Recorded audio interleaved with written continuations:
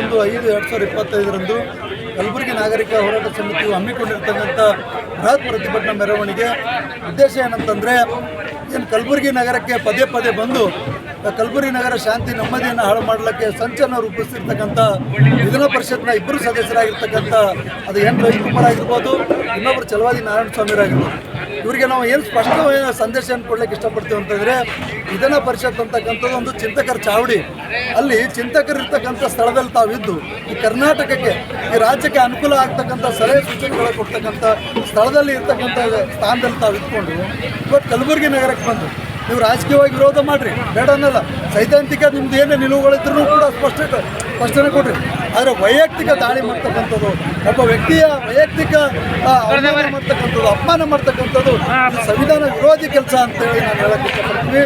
ಈ ಸಂವಿಧಾನ ವಿರೋಧಿ ಹೇಳಿಕೆ ಏನಿದೆ, ಅಸಂವಿಧಾನಿಕ ಶಬ್ದಗಳೇನಿದೆ ತಾವು ಬಳಸ್ತಾ ಇದ್ದೀರಿ, ನೀವು ಕೂಡಲೇ ಬಂದ್ ಮಾಡಬೇಕು.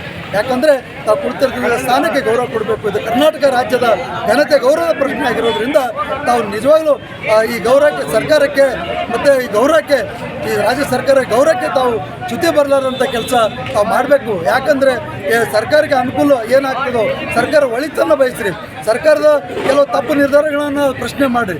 ಆದರೆ ಅದನ್ನು ಬಿಟ್ಟು ಪ್ರಿಯಾಂಕ್ ಖರ್ಗೆ ಅವರು ಇವತ್ತು ಕರ್ನಾಟಕ ರಾಜ್ಯದಲ್ಲಿ ಪ್ರಭಾವಿ ಮಂತ್ರಿಗಳಾಗಿ ಪ್ರತಿಯೊಂದು ಕೂಡ ಪ್ರಶ್ನೆ ಮಾಡ್ತಕ್ಕಂಥದ್ದು.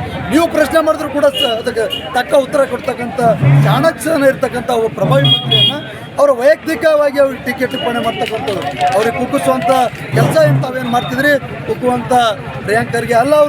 ಅವರು ಈ ಕಲಬುರಗಿ ನಗರದ ಪ್ರತಿಯೊಬ್ಬ ಸ್ವಾಭಿಮಾನಿ, ಪ್ರತಿಯೊಬ್ಬ ಸಂವಿಧಾನಬದ್ಧವಾಗಿ ಯಾರು ಎಷ್ಟು ಜನಸಂಖ್ಯೆ ಇದೆ ಆ ಎಲ್ಲ ಜನಾಂಗವೂ ಕೂಡ ಅವ್ರ ಜೊತೆಗಿದೆ. ಹಾಗಾಗಿ ಪ್ರಿಯಾಂಕ್ ಖರ್ಗೆ ಅವರು ನಿಮ್ಮ ಯಾವುದೇ ಮಾತಿಗೂ ಕೂಡ ಹೆದರೋದಿಲ್ಲ, ಯಾವುದೇ ಮಾತಿಗೆ ಎದೆಗುಂದೋದು ಇಲ್ಲ. ಅವ್ರ ಜೊತೆಗೆ ಇಡೀ ಕರ್ನಾಟಕದ, ಇಡೀ ಕಲಬುರಗಿ ಜಿಲ್ಲೆ ಇವತ್ತು ಅವ್ರ ಜೊತೆಗಿದೆ ಅಂತಕ್ಕಂಥ ಸಂದೇಶನ ಈ ಪ್ರತಿಭಟನೆ ಮೂಲಕ ನಾವೆಲ್ಲ ಕೊಟ್ಟಿದ್ದೀವಿ. ಹಾಗಾಗಿ ಈ ಪ್ರತಿಭಟನೆಯಲ್ಲಿ ಭಾಗವಹಿಸಿರ್ತಕ್ಕಂಥ ಎಲ್ಲ ಸಂವಿಧಾನದ ಆಶಯಗಳನ್ನು ಎತ್ತಿಡ್ತಕ್ಕಂಥ ಬಂಧುಗಳೇನು ಭಾಗವಹಿಸಿದ್ರಿ ಅವರಿಗೆಲ್ಲರೂ ಕೂಡ ನಾವು ಕೂಡ ಈ ಕಲಬುರಗಿ ನಾಗರಿಕ ಹೋರಾಟ ಸಮಿತಿಯಿಂದ ಉತ್ಪೂರ್ವಕ ಧನ್ಯವಾದಗಳನ್ನು ತಿಳಿಸ್ತೀನಿ. ಧನ್ಯವಾದಗಳು.